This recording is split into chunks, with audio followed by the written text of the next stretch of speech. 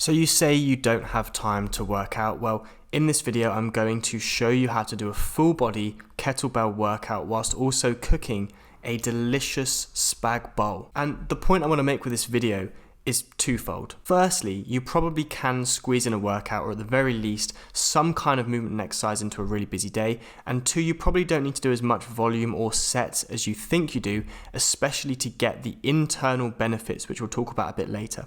But all I'm doing here is using one kettlebell and a mat. I'm doing 12 1-minute intervals, cycling between 4 exercises. So I'm doing a burpee, a clean and press, a kettlebell swing, and goblet squats for a minute each, and then repeating that 3 times. So that's a total of 12 minutes for this workout. Every time I do a set, I make a tally on my notebook to show that I've done it. So here I'm starting before I've done anything with a set of burpees, and then I'm going to cut up some veg, then I'm going to do another set after. So you'll see I'm using my rest time to cut up some veg. Now the actual exercises that I'm doing are not important. You could substitute these exercises for literally anything else that you want to do. The point that I'm trying to make is that even after a long day, you can still get a workout in. Even if you're busy, there's something that you can do. So the exercises that I'm doing aren't nearly as important as the fact that I've actually chosen to do some exercise. And hopefully this proves to you that you can start working out, that you don't need much time. If you're cooking for your family, you can get a proper nutritious meal for you and your family whilst getting a workout in, killing 2 birds with 1 stone. And also I'm hoping that this proves to you that really all you need to do is just think outside the box a bit and get off TikTok and Instagram, where you have bodybuilders and fitness gurus selling you their supplements and telling you that you need to spend an hour in the gym 5+ times per week. So it's, for me, is more of a mental problem than an actual inability to exercise. And if you can start habit stacking, meaning if you want to develop an exercise habit, you should stack it or implement it into a task that you already do every day, which means you're far more likely to actually do it and stick to it. So by exercising, doing a workout, and then in my rest periods, doing something productive, so cooking dinner. As long as you wash your hands, by the way, because you need to wash. If you've been touching the floor and then you're going to touch some food, that's disgusting. You have to wash your hands. All right, that is my one condition. If you're going to do this, make sure you wash your hands after every set that you touch the floor. But when I cook this meal, it normally takes me about 30 minutes. However, about 10 minutes is just waiting around. I'm waiting for stuff to heat up. I'm waiting for stuff to cook before adding more ingredients. I'm letting it simmer for a bit.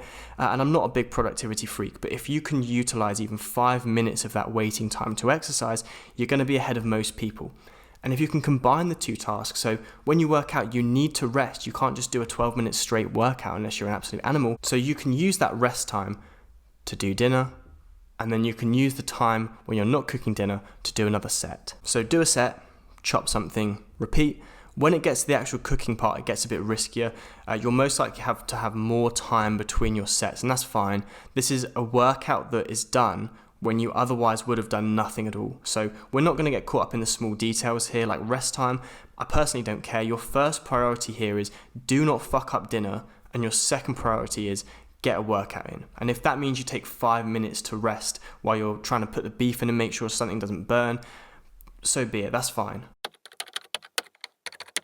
Why wouldn't you just skip a workout on your really, really busy days? If you really have no time, why wouldn't you just skip it? Well, especially if you're not necessarily causing adaptations in your body. Like in this workout, I'm not necessarily building muscle by doing this particular workout. So why do it? Well, firstly, I am using my muscles. Almost every single one, actually. Almost every single muscle in my body is being worked here. So there is a maintenance effect. They're being stimulated. So it means if you did this workout 4-5 times a week, maybe even less, you probably won't lose any muscle, even if you don't gain any, especially if you're a little bit older, if you're in your 50s and 60s.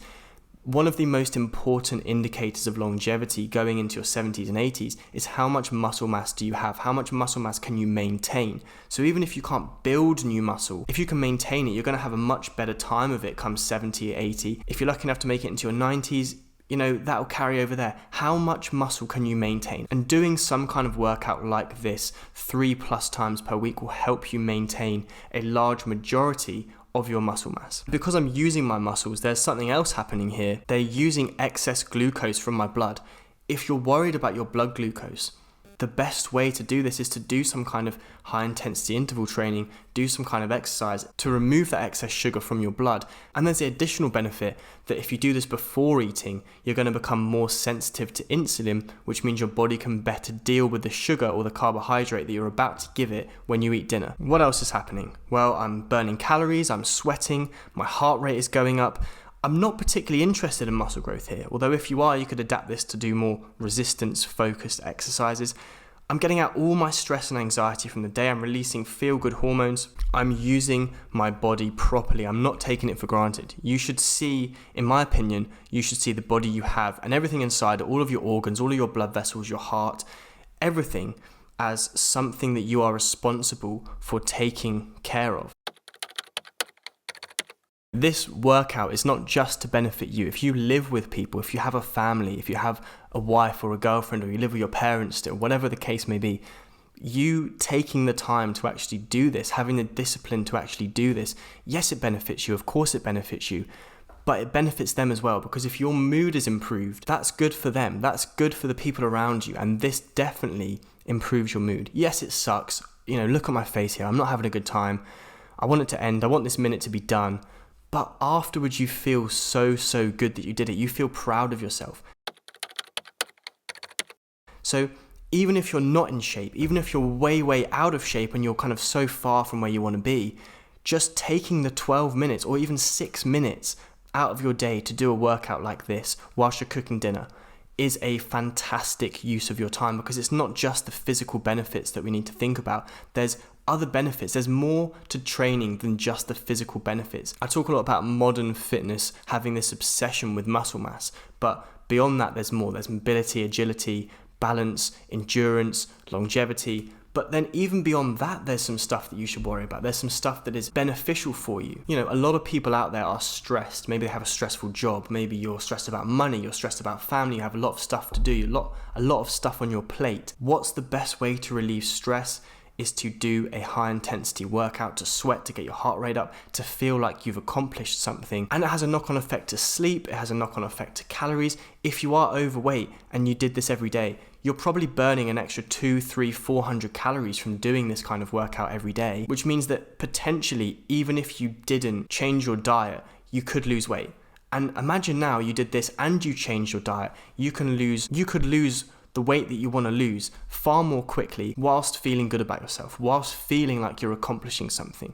So not every training session has to be with the intention of creating some kind of positive physiological adaptation, like stronger heart, stronger muscles, stronger joints. That's certainly a consideration, but the big reason I did this workout today whilst cooking was because I had a long day, I had a stressful day, and I wanted to feel better. I wanted to feel more relaxed, and I wanted to feel accomplished, that I had used some of my downtime to get something productive done that is going to benefit me, it's going to benefit the people I live with. I live with my girlfriend. If I spend all day stressed and then I come home and I'm in a bad mood, that's not going to be good for our relationship. So if you wanted to copy this workout, you can do this body weight. If the goblet squats get a bit too much, you can just do body weight squats. If the clean and presses get too much, you could just do some push-ups. You could do some push-ups on your knees. You could do really anything. Alter this in any way that you want the most benefits you. Again, like I said, the idea here is not to get a workout that is going to give us maximum results, maximum physiological adaptation. The goal here is just to move. It's just to keep the habit. It's just to do something positive and productive, yes, for our bodies, but also for our minds, in a way that is sustainable over the long term. If you can, if all you did was do a workout whilst you're cooking, you would still get in better shape than like 90 or 95% of other people, because, as we get further into this workout, you'll probably see my form starts to go, my face starts to change. I'm clearly not enjoying it. It's getting hard. And I found this really hard.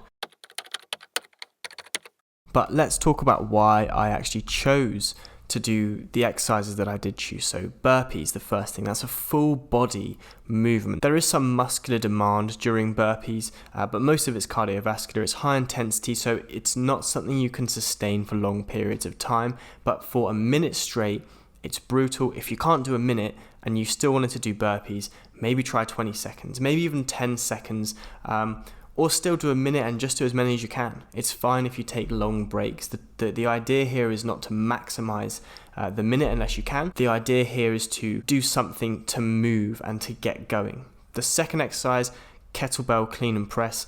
Another full body exercise to get the kettlebell from the floor up to the rack position. That takes a lot of posterior chain, that takes a lot of hip mobility. It's going to work your explosive strength and your grip strength, and then to press it above your head on both arms, one side at a time. Both arms have the same demand. So you'll see my left arm is a lot weaker than my right arm. That's something that has improved since starting to do unilateral kettlebell exercises. By the way, sorry to any Italians here because I'm using Tesco ready-made bolognese sauce. But anyway, goblet squats. I would even argue this is a full body exercise because you're having to use your arms and your shoulders to stabilize and hold that weight, and your legs. So this is working your quads, your glutes, your hip mobility, your hip flexibility, your balance even, because when you're in the bottom part of this movement, it can be quite hard to maintain balance, especially if you're using a big range of motion. So really, really good exercise here. And obviously, the last exercise I'm doing is the kettlebell swing. That's obvious, again, an explosive movement requiring a lot of hip power, a lot of grip strength to keep the kettlebell. If you try and do this for a minute, it gets really, really tough. It's tough on your upper body, it's tough on your lower body, a really good exercise, and it's also tough on your heart. So hopefully this made you realize that you actually don't need that much time, you don't need to do that much volume, and then you probably have time in your day to get a workout in, and I hope that this has given you some inspiration to do that and squeeze it in whenever you can, even if it's not going to lead to massive physiological growth or adaptations from this specific workout. Hope it helped. Thank you for watching. Goodbye.